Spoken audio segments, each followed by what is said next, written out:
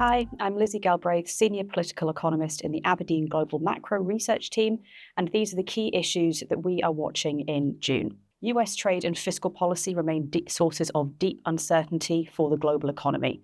US fiscal policy has been a dominant theme as Congress continues to work on a large reconciliation bill known formally as the One Big Beautiful Bill Act. The House has passed its version of the bill with a single vote majority, sending the bill to the Senate, which is expected to make some changes. Some options under consideration are making business R&D tax credits permanent and reducing planned Medicaid cuts by finding alternative offsets. Section 899, a retaliatory tax measure designed to levy automatic tax increases on overseas individuals and businesses domiciled in jurisdictions deemed to have taxes that discriminate against the US, is also expected to be scrutinised. The bill could be passed in full by the 4th of July or soon after, and we expect this to raise the US fiscal deficit by 1.2% to above 7% of GDP over the next 2 years, even if most tariff revenues find their way into government coffers. The risks are skewed towards an even larger worsening of the US deficit.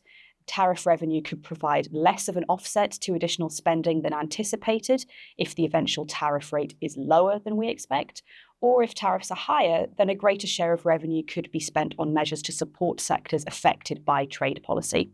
The deficit could also be widened if tax cuts currently due to phase out over the next decade are extended further. The US weighted average tariff rate currently stands at 12%, and we expect it could rise slightly from here as trade negotiations conclude and additional sector-specific measures are announced.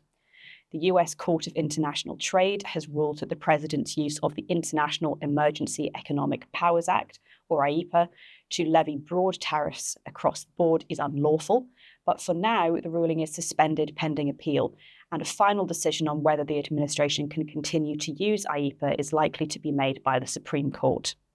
To date, IEEPA has been the most frequently used tariff power by the president in his second term, likely because it affords him considerable flexibility in the timing and level of tariffs.